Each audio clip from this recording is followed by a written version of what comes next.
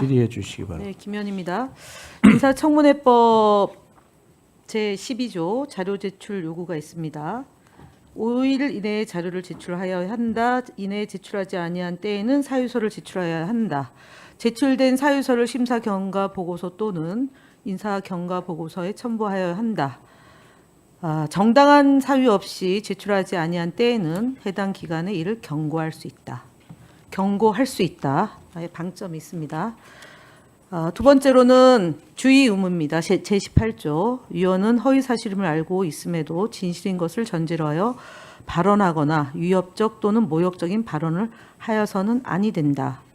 라는 다시 한번 강조드리고요. 왜 이 얘기를 드리냐면 오늘 후보자가 제출한 후보자 출입국 기록에 따르면 143일 체류하셨다라고 일관되게 말씀을 하셨거든요. 예, 그것을 입증하는 자료입니다. 그러니까 30여일 또는 40여일 동안 체류 중국에 가서 칭하대 분신술이라고 했던 10대 의혹 중에 한 가지는 해소됐다라는 점입니다. 그래서 진실을 전제로 하여 발언하거나 위협적 또는 모욕적인 발언을 하여서는 아니 된다. 주의 의무에 대해서 말씀드립니다. 후보자 출입국 기록에 따르면 출국 기간이 30일로 되어 있는데 여기는 박이 빠져 있는 겁니다. 그래서 111로 되어 있는 건 1박 2일이기 때문에 2로 계산해야 되는 게 맞다고 보기 때문에 이걸로만 보면 146일이다라고 계산이 나옵니다. 그리고 앞서 야당 간사님께서 민주당이 드루킹처럼 좌표를 찍는다라고 얘기하셨는데요. 좌표 찍은 거 없어요. 배준영 간사님에게 댓글을 보니까 기존의 그 인사청문회와 인사청문회 이전과 댓글 달린 개수가 거의 비슷하고요. 다만 김민석 후보자를 공격하는 내용이거나 5.18을 폄훼했던 내용에 대해서는 댓글 수가 조금 많다 정도이고요. 그다음에 주진우 의원님께서는 30만 유튜버입니다. 그래서 인사청문회 때는 사실은 관심도가 높기 때문에 댓글이 상대적으로 3배 이상 저도 그렇습니다. 아마 다 그럴 것 같습니다. 관심이 워낙 높기 때문에 그리고 지금 실시간으로 생중계가 되는 시간대에는 댓글이 많습니다. 두 번째로는 그 댓글이 많은 것은 본인 스스로와 신상 발언을 통해서 급성 간염이 왜 거론되냐. 고등학교 때부터 아팠다. 그리고 지금도 약을 먹고 있다라고 얘기했던 것에 대한 댓글이 많다.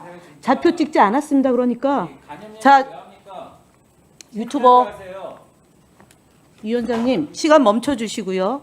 위원장님 이 부분에 대해서 끼어들고 제재를 가해 주시기 바랍니다. 네. 제 질의 시간입니다. 자, 그래 질의할 때 또 그런 얘기는 하지 마세요. 아니, 안 하시고 네, 간보에 공부에 자, 다 있는 겁니다. 하지 마시고 아니 뭘 하지 말라는 건데 위원장님? 그 청문위원에 대한 아니 제가 특히 얘기했잖아요. 질병이니 좌표를 뭐 찍었다고 이런 얘기하는 것에 대한 허위 질병이니 사실이라고 이런 얘기하는 것들은 겁니다. 얘기하지 좌표 마시고 찍지 않았습니다. 네. 민주당에 대한 자, 공격에 대한 위원장이 얘기하고 아니 있습니다. 제가 지금 끼어들지 말라고 얘기하는 예, 거예요. 그건- 위원장님 저에 대한 질의에 평가를 하시면 아니 됩니다. 자, 끼어들 것만 위원장이 막아주시면 됩니다. 됐고요. 제 위원장이 판단해서 하는 겁니다. 네, 그리고 위원장이 질의 시간을 김현 보장해 의원이 주십시오. 시키는 대로 하는 위원장 질의 시간을 아니거든요. 보장해 주십시오. 지금 보장하고 아니, 있습니다. 그러니까 그거 해주시면 됩니다. 네, 보장하고 질의 있고요. 내용까지는 질의 내용도 문제가 있으면 위원장은 질의 내용에 대해서 제지할 수가 위원장님이 있습니다. 관여할 권한은 없습니다. 끝난 잘못된 다음에 질의가 해주십시오. 있으면 끝난 다음에 위원장이 해주십시오. 발언을 중단시킬 수 있습니다. 질의 시간 끝나고 해주십시오. 발언 중단시킬 수 있으니까 발언 중단 못합니다. 여기에 위원장 발언 권한은 아닙니다. 발언 중단할 수 어느 있습니다. 누구도 자, 위원장이 몇 차례 손가락질하지 마시고 위원장이 몇 끼어들지 차례 마십시오. 경고를 했습니다. 청문위원을 공격하는 일이 없도록 아니, 하라 유튜브 얘기한 이렇게 겁니다. 얘기를 했으니까 그런 청문위원의 질병이나 이런 것에 대해서 질병이 얘기하지 마시기 바랍니다. 좌표 찍었으니까 제가 좌표 찍지 않았다는 자. 얘기를 입증하기 위해서 한 자, 겁니다. 위원장이 발언한 대로 저희 민주당이 주의해서 좌표를 찍었다고 해서 주의해서 사실이 아니다라고 말씀드린 거고요. 주의해서 질의해 주시기 바랍니다. 그건 다 공개되는 겁니다. 경고합니다. 제 질의 내용에 대해서 들어갔을 때 질의 내용에 대해서 평가하는 것은 끝난 뒤에 하시는 게 맞다고 저는 생각하고요. 위원장님은 사회를 진행을 원만히 해주시는 게 위원장님의 권한이지 마찬가지로 청문위원회 질의 내용에 대해서 공개, 비공개 여부에 대해서 말씀하시는 것에 대해서는 추가로 논의가 필요한 부분이라고 생각하고 여야 간사와 위원장님께서 논의해야 된다고 생각합니다. 그리고 지금 제가 그 앞서 6억에 쌓아놓고 했다는 것에 관련해서 야당 의원께서 끊임없이 그것은 국민들이 판단해야 할 문제다라고 얘기한 부분에 대해서 국민들이 오도된 정보가 갈 경우에는 앞서 말씀드렸던 인사청문회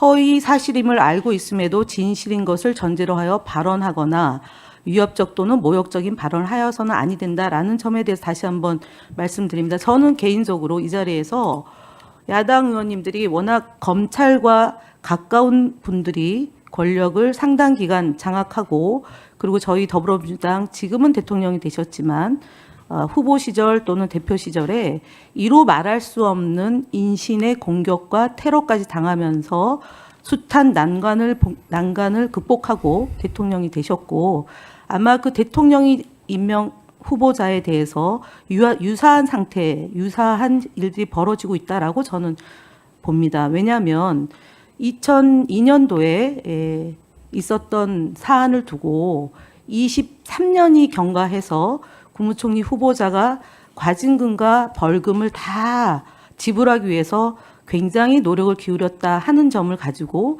현재 시점에서 하나하나 캐내는 이런 부분이 과연 온당한 청문회인가라는 점에 대해서 매우 유감스럽다는 점을 말씀을 드리면서 정책 질의를 하겠습니다. 어저께 하고 오늘 동아일보에서 지도는 언제 공개하나 서울시 자료 비공개 논란 띄워주시죠.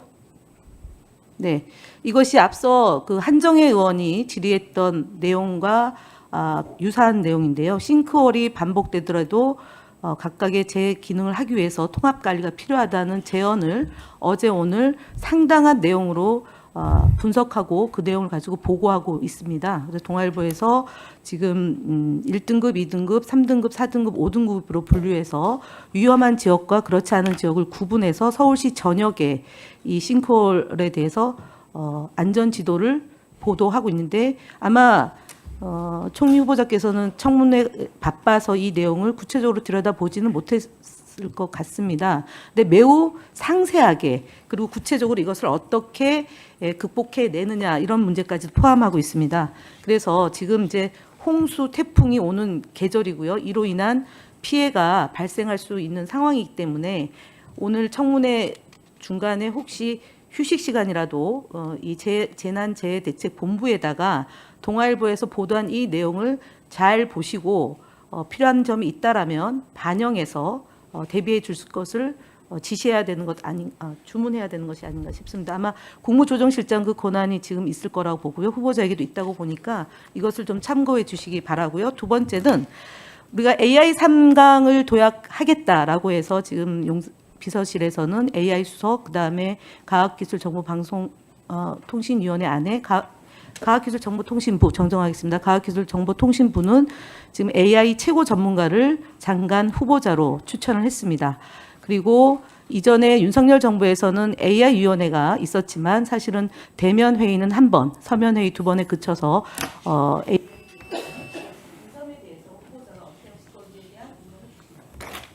답변 시간 안 줍니까? 물관리 아까 한정혜 의원님께서 제기해 주셨을 때 제가 그렇지 않아도 싱크홀 문제를 말씀드렸는데요.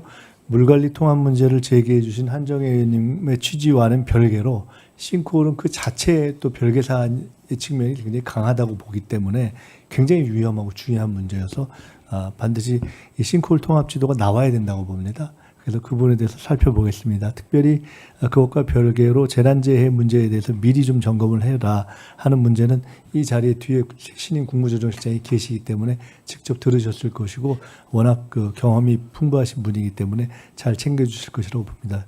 제가 사실 개인적으로는 오늘 청문회가 끝나면 인준이 되기를 기다리면서 내일 당장 혹시라도 비가 내일이라도 또 많이 올 경우를 대비해서 어디 가서 하수구 담배꽁초 막혀 있는 부분 그거 좀 줍는 거라도 좀 해서 이 전체 공직사회라든가 또는 민간에서 이런 부분부터 신경 쓰자라는 것들을 한번 보여드려야 되나라는 생각을 하고 있었던 마음을 가지고 있습니다. AI 3강 관련해서는 지금 이번에 어제도 말씀드렸지만 대한민국 최고의 민간 전문가를 우리 AI 수석으로 임명한 데서 모든 대통령의 의지가 드러난다고 봅니다.